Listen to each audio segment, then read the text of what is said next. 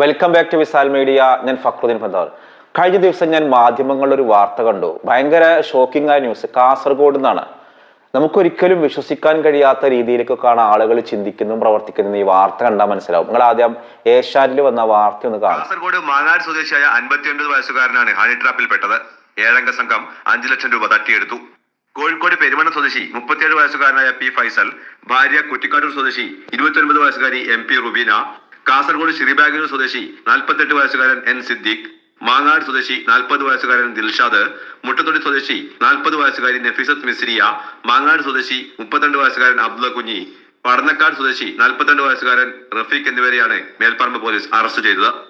നാട്ടിൽ സന്നദ്ധ പ്രവർത്തനം നടത്തുന്നയാളാണ് പരാതിക്കാരനായ മാങ്ങാട് സ്വദേശി. ഇദ്ദേഹത്തിന്റെ നാട്ടുകാരൻ കൂടിയായ ദിൽഷാദാണ് തട്ടിപ്പിന്റെ സൂത്രധാരൻ.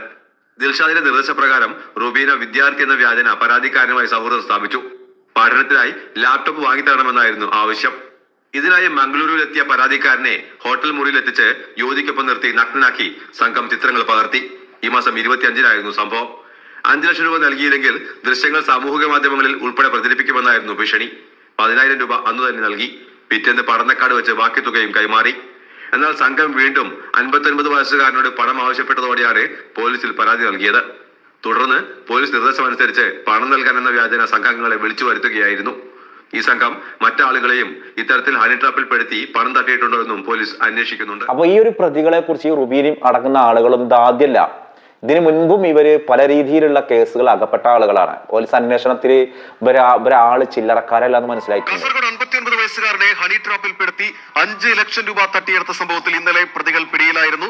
കോഴിക്കോട്ടെ 29 വയസ്സുകാരി റുബീനയും ഭർത്താവ് ഫൈസലും ഉൾപ്പെട്ട 7 അംഗ സംഘമായിരുന്നു ആ ഹണി ട്രാപ്പിന് പിന്നിൽ.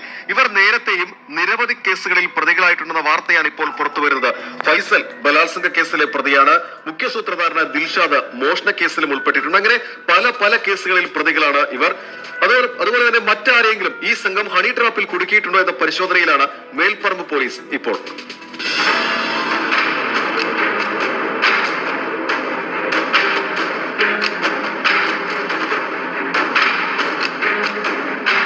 കാസർഗോഡ് മാങ്ങാട് സ്വദേശിയായ 59 വയസ്സുകാരനിൽ നിന്ന് ദമ്പതികളടക്കമുള്ള 7 അംഗ ഹണി ട്രാപ്പ് സംഘമാണ് 5 ലക്ഷം രൂപ തട്ടിയെടുത്തത്. കെണിയിൽപ്പെടുത്തി ചിത്രീകരിച്ച നഗ്ന ദൃശ്യങ്ങൾ സാമൂഹ്യ മാധ്യമങ്ങൾ വഴി പ്രചരിപ്പിക്കുമെന്ന് ഭീഷണിപ്പെടുത്തിയായിരുന്നു ഇത്. അറസ്റ്റിലായ കോഴിക്കോട് പെരുമണ്ണ സ്വദേശി പി ഫൈസൽ, ഭാര്യ കുറ്റിക്കാട്ടൂർ സ്വദേശി MP റുബീന എന്നിവർക്കെതിരെ 2022 കോഴിക്കോട് കസബ പോലീസ് സ്റ്റേഷനിൽ തട്ടിപ്പ് കേസുണ്ട്. ഔദ്യോഗിക കൃത്യനിർവഹണം തടസ്സപ്പെടുത്തിയതിന് റുബീനയ്ക്കെതിരെ നടക്കാവ് പോലീസ് സ്റ്റേഷനിലും കേസ്. ഫൈസലാകട്ടെ ബലാത്സംഗ കേസിലും പ്രതി. 2021 ഹൊസ്ദുർഗ് പോലീസ് സ്റ്റേഷനിലാണ് ഇയാൾക്കെതിരെ കേസുള്ളത്.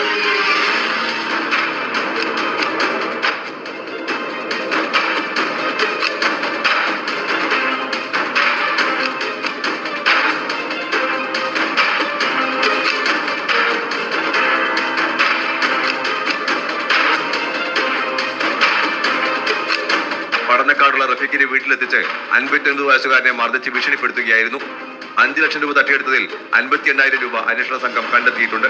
ദിൽഷാദിന്റെ നിർദ്ദേശപ്രകാരം റുബീന വിദ്യാർത്ഥിയാണെന്ന തരത്തിൽ പരാതിക്കാരനുമായി സൗഹൃദം സ്ഥാപിച്ചത് ലുബുന എന്ന വ്യാജ പേരിലാണെന്നും കണ്ടെത്തിയിട്ടുണ്ട്. ഫൈസൽ, റുബീന, ദിൽഷാദ്, റഫീഖ് എന്നിവർക്ക് പുറമെ കാസർഗോഡ് ശ്രീബാഗൂർ സ്വദേശി N സിദ്ദീഖ്, മുട്ടത്തൊടി സ്വദേശി നഫീസത്ത് മിസ്രിയ, മാങ്ങാട് സ്വദേശി അബ്ദുള്ള കുഞ്ഞി എന്നിവരെയും മേൽപ്പറമ്പ് പോലീസ് അറസ്റ്റ് ചെയ്തിരുന്നു. ഈ സംഘം കൂടുതൽ പേരെ ഹണി ട്രാപ്പിൽ പെടുത്തിയിട്ടുണ്ടോ എന്നുള്ള പരിശോധനയിലാണ് അന്വേഷണം. ഒരു സ്ത്രീ എനിക്ക് വിളിക്കണ്ടായി. അവരെ ഭർത്താവ്, ഞാൻ അറിവ് പഠിച്ച ആളെന്നേ പറയുന്നുള്ളൂ, വേറെ ഒന്നും ഞാൻ പറയണില്ല. അത്യാവശ്യം അറിവൊക്കെ പഠിച്ച ഒരാളാണ്. അയാൾ ഭാര്യയെ നിർബന്ധിപ്പിച്ചിരുന്നത് ഈ ലൈവ് സെക്സ് ആപ്പുകളുണ്ട്, സെക്സിന്റെ ലൈവ് ആപ്പുകൾ. അതിൽ കയറിയിട്ട് സ്വന്തം ശരീരം മറ്റുള്ളവർക്ക് വേണ്ടി ഇങ്ങനെ കാണിച്ചു കൊടുക്കുക. മുഖം കാണിച്ചു കൊടുക്കണ്ട, മുഖത്തൊരു മാസ്ക് ഇടും. എന്നിട്ട് ആളുകൾ വിളിക്കും. മലയാളികളെയാണ് അവർക്ക് ആവശ്യമുള്ളത്. അപ്പൊ അതിൽ വിളിച്ചിട്ട് ഇങ്ങനെ ബോഡി പാർട്സുകൾ കാണിക്കുക, അതേപോലെ മറ്റു കാര്യങ്ങൾ ചെയ്തു കൊടുക്കുക. അപ്പൊ അതിന് പണം അടക്കും. പണം അടച്ചു ചെയ്തതിനു ശേഷമാണ് ഇങ്ങനെ ചെയ്യിക്കുക. അവസാനം സഹി കെട്ടിട്ടാണ് ഈ സ്ത്രീ പോലീസിൽ പരാതി കൊടുത്തു. പോലീസിൽ പരാതി കൊടുക്കുന്നതിന് മുമ്പ് എനിക്ക് വിളിച്ചാൽ എന്താണ് ചെയ്യേണ്ടതെന്ന് വെച്ചിട്ട് ഞാൻ പറഞ്ഞു വേഗത്തിൽ പോലീസിൽ പരാതി കൊടുക്കാൻ പറഞ്ഞു. നമുക്ക് ഒരിക്കലും വിശ്വസിക്കാൻ കഴിയില്ല, അത്തരം ഒരു മേഖലയുള്ള ആളടക്കം പണം ഉണ്ടാക്കാൻ വേണ്ടി സ്വന്തം ഭാര്യമാരെ ഈ രീതിയിൽ യൂസ് ചെയ്യുന്നു എന്നുള്ളത്.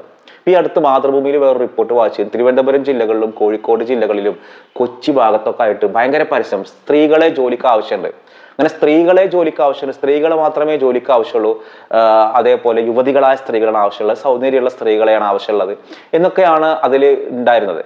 പിന്നെ നല്ല ശബ്ദമായിരിക്കണം, ഇങ്ങനെ പല ആളുകളും ഇങ്ങനെ വർക്ക് ഫ്രം ഹോം ഉണ്ടല്ലോ, വർക്ക് ഫ്രം ഹോം, അങ്ങനെ വീട്ടിലിരുന്ന് ജോലി ചെയ്യാനാണ് വേണ്ടത് എന്നുള്ള രീതിയിൽ നമ്പർ മാത്രം കൊടുത്തിട്ടായിരുന്നു ഈ പരസ്യം.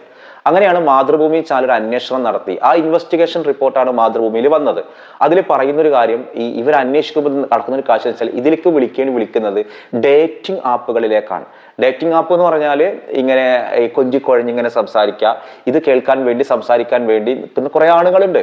പ്രവാസികളായ ആളുകൾ, അല്ലാത്ത ആളുകൾക്ക് ഇങ്ങനെ ഫോണിൽ ഇങ്ങനെ സെക്സ് കേൾക്കാൻ വേണ്ടിയിട്ട് ഈ ഡേറ്റിംഗ് ആപ്പുകളിൽ പ്രണയബന്ധം കൃത്രിമമായിട്ട് ഉണ്ടാക്കിയിട്ട് അതിൽ സുഖം കണ്ടെത്തുന്ന ആളുകൾ, അങ്ങനത്തെ ഒരു സെന്ററിലേക്ക് വേണ്ടിയിട്ടുള്ള സ്ത്രീകളെയാണ് ഇവർക്ക് ആവശ്യം. അപ്പൊ ഇവര് ഈ ജോലിയുടെ ഭാഗമായിട്ട് സംസാരിച്ചു കഴിഞ്ഞാൽ നിങ്ങളൊന്നും ചെയ്യേണ്ട, നിങ്ങളുടെ ഫോട്ടോയോ നിങ്ങളുടെ മുഖമോ ഒന്നും മറ്റാൾക്ക് അറിയില്ല. ഇനി നിങ്ങൾ എന്ത് സംസാരിക്കുകയാണെങ്കിലും നിങ്ങൾ എന്ത് കാണിച്ചു കൊടുക്കാനും സ്ക്രീൻഷോട്ട് എടുക്കാൻ പോലും ഈ ആപ്പിൽ പറ്റില്ല. നമ്മൾ സാധാരണ ഇതിന്റെ പേര് സ്ക്രീൻഷോട്ട് എടുത്ത് സൂക്ഷിക്കുക എന്ന് പറയുന്നത് നടക്കില്ല. അപ്പോൾ നിങ്ങൾക്ക് ഒരു ആഴ്ചയിലാണ് ശമ്പളം തരും. ഒരു ആഴ്ചയിൽ തന്നെ 10,000 ശമ്പളമായിട്ട് കിട്ടും. ഒരു മാസം ലക്ഷക്കണക്കിന് രൂപ സമ്പാദിക്കാം. നിങ്ങളൊന്നും ചെയ്യണം, നിങ്ങൾ വീട്ടിലിരുന്ന് ചെയ്താൽ മതി. എന്താണ്, ഈ ആപ്പിൽ രജിസ്റ്റർ ചെയ്തിട്ട് ഇവർ പറയുന്ന ആളുകൾ പറഞ്ഞ അവിടെ കാണിച്ചേരം, ഇവിടെ കാണിച്ചേരം, മറ്റേത് കാണിച്ചേരം, ഇങ്ങനെ കൊഞ്ചിക്കൊഞ്ച് സംസാരിക്കുക. അത് മുഖം കാണിക്കാതെയാണെങ്കിൽ അങ്ങനെ സംസാരിക്കുക. അവർ പറയുന്നതിൽ അവരെ ഒരു പ്രണയാതുരമാക്കി മാറ്റുക എന്നുള്ളതാണ്. നിങ്ങൾ ആലോചിച്ച് നോക്കൂ, ഏത് രീതിയിലാണ് നമ്മുടെ സമൂഹത്തിൽ നടക്കുന്ന തോന്നിവാസങ്ങൾ എന്നുള്ളത്. അങ്ങനെ പല സ്ത്രീകളും അതിൽ നിന്ന് വിട്ടൊഴിഞ്ഞു പോയി. അല്ലെ, ഞങ്ങൾക്ക് ഇങ്ങനെ ചിലരൊക്കെ ഭർത്താക്കന്മാരറിയാതെ കാശുണ്ടാക്കാം, വേറെ അതൊന്നും ഇല്ലല്ലോ. അവർ ചിന്തിക്കണം അങ്ങനെയാണ്, ശരീരം ഞങ്ങൾ കൊടുക്കുന്നില്ല, ഞങ്ങൾ വീട്ടിൽ നിന്ന് പുറത്തു പോകണില്ല, പിന്നെ പോലും മുഖം കാണാത്ത രീതിയിൽ കണ്ടോട്ടെ. പക്ഷെ മാതൃഭൂമിയുടെ അന്വേഷണത്തിൽ മനസ്സിലായത് ഇവര് ഒരാൾക്ക് ആവശ്യമാണ്, ഇങ്ങനത്തെ ഒരാളെ ഒന്ന് കയ്യിൽ കിട്ടണം എന്ന് പറയുകയാണെങ്കിൽ ഈ ഒരു ക്ലയന്റിന് താല്പര്യമുണ്ട്, രണ്ടു കൂട്ടർക്കും താല്പര്യം ഉണ്ടെങ്കിൽ ഷോ കളിക്കാൻ വേണ്ടി കൊടുക്കുകയും ചെയ്യും. അപ്പോഴേക്കും ഇവർക്ക് 10,000 സമ്പാദിക്കുകയും ചെയ്യാം. ഇതിലേറ്റവും അത്ഭുതകരം എന്താണെന്ന് വെച്ചാൽ, കൗമാരക്കാരായ കുട്ടികൾ വരെ, പ്ലസ് ടുവിൽ പഠിക്കുന്ന ആളുകൾ, ഡിഗ്രിക്ക് പഠിക്കുന്ന കുട്ടികൾ, അതേപോലെ പ്രവാസികളായ ആളുകളാണ് ഇതിന്റെ മെയിനായിട്ട് ക്ലൈന്റ് ആയിട്ട് വരുന്നത്. അവർക്കിത് കേട്ടിരിക്കാൻ ഭയങ്കര സന്തോഷമാണ് അത്രയും. അപ്പൊ നമ്മുടെ നാട്ടിൽ ഈ രീതിയിൽ ഭർത്താവ് അറിയാതെ കാശുണ്ടാക്കുന്ന ആളുകൾ എങ്ങനെയുണ്ട് എന്നാണ് ഈ ഒരു മാതൃഭൂമിയിൽ കഴിഞ്ഞ ദിവസം വന്ന റിപ്പോർട്ടിൽ പറയുന്നത്. അപ്പൊ ഏത് രീതിയിലാണെങ്കിലും ഒരു ഹണി ട്രാപ്പിൽ പെടുത്തി മറ്റുള്ളവരെ പറ്റിച്ച് കാശുണ്ടാക്കുന്ന രീതിയിലേക്ക് മാറിയത് നമ്മുടെ ആളുകളാണ് എന്ന് അറിയുമ്പോൾ ഭയങ്കര ഷോക്കിംഗ്. ഇങ്ങനെയൊക്കെ ആളുകൾക്ക് ചിന്തിക്കാൻ കഴിയുന്നുണ്ട് എന്നുള്ളതാണ്.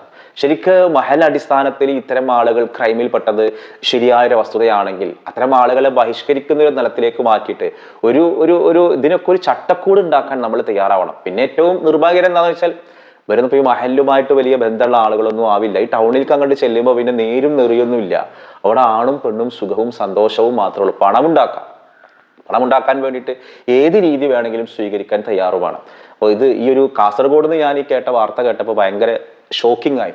അങ്ങനെ ഈ ഹണി ട്രാപ്പിൽ പെടുത്തുന്ന ഇതിന് വേണ്ടിയിട്ട് ആളുകളുണ്ട്. എങ്ങനെയെങ്കിലും വിളിച്ചൊരു സുഖം കിട്ടുക, അതിന് ആരെ പറ്റിക്കപ്പെട്ടാലും കൊണ്ടില്ല എന്ന് കരുതിയിട്ട് കുറെ ആൾക്കാർ ഇതിന് ഇറങ്ങുകയും ചെയ്യും. അങ്ങനത്തെ ഒരാണ് ഇതിൽ വലയിൽ പെടുന്നത്. നല്ലപോലെ മാന്യമായിട്ട് നടക്കുന്ന ആളുകൾക്കൊന്നും ഈ പ്രശ്നമില്ലല്ലോ. ഇതൊക്കെ കൊണ്ടുപോയി ചാടുന്നത് ആരാണ്? ഈ സ്വന്തം പങ്കാളിയിൽ നിന്ന് ഇങ്ങനെ ഒരു സുഖം കിട്ടാതെ വരിക. അപ്പൊ എവിടെന്നെങ്കിലും ഇത് കയറി ഒരാൾ ഫോൺ ചെയ്ത് കഴിഞ്ഞാൽ ഒരു രൂപം കണ്ടാൽ അതിന്മ കിടന്നിട്ട് ആസ്വാദനം കണ്ടെത്തുക. അങ്ങനത്തെ ഒരാണ് ഇതിൽ പോയി പെടുന്നത്. പെട്ടിട്ട് ഇത് കാശ് കയ്യിൽ നിന്ന് കുറെ ഇങ്ങനെ പോകുമ്പോഴേ അവസാനം ഗതിയില്ലാണ്ട് പരാതി കൊടുക്കുന്നത് നാണക്കടാണല്ലോ. അപ്പോൾ ഈ ഒരു ചൊറിച്ചിലുള്ള ആളുകൾക്ക് അതിൽ പെടുക. അപ്പൊ നാളെ ഇവിടെ തിരൂരെങ്ങാനും ഒരു കൊലപാതകം വരെ നടന്നു. ഇത്തരത്തിൽ ഹണി ട്രാപ്പിൽ പെടുത്തിയിട്ട് ആ മനുഷ്യനെ ഹോട്ടലുടമയെ കൊന്നുകളയവരെ ചെയ്തു. ഇതിനൊന്നും ഒരു മടിയില്ലാത്ത ആളുകൾ. അപ്പോൾ ഒറ്റ കാര്യം, എവിടുന്നെങ്കിലൊക്കെ ഒരു കിളിനാഥം കേട്ടിട്ട് ഫോൺ കോളുകൾ വരുമ്പോൾ അങ്ങോട്ട് ഇറങ്ങി പോകണ്ട, ഇത് നമ്മളെ പറ്റിക്കാനാണ് എന്നുള്ളൊരു ബോധ്യം ഉണ്ടാവുക. ഈ ഫോൺ സെക്സ് വേറെ ഉണ്ട്. അതായത് നമ്മളിങ്ങനെ ഫോൺ ചെയ്തിട്ട് നമ്മൾ ട്രാപ്പിലാക്കണം, അത് വേറെ. അത് ശരിക്കും പറ്റിക്കലാണ്.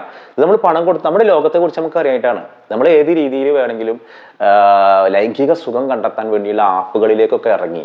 ഇതൊരു തെറ്റേ അല്ല എന്നുള്ള രീതിയിലേക്ക് സമൂഹം ചിന്തിക്കാൻ തുടങ്ങി.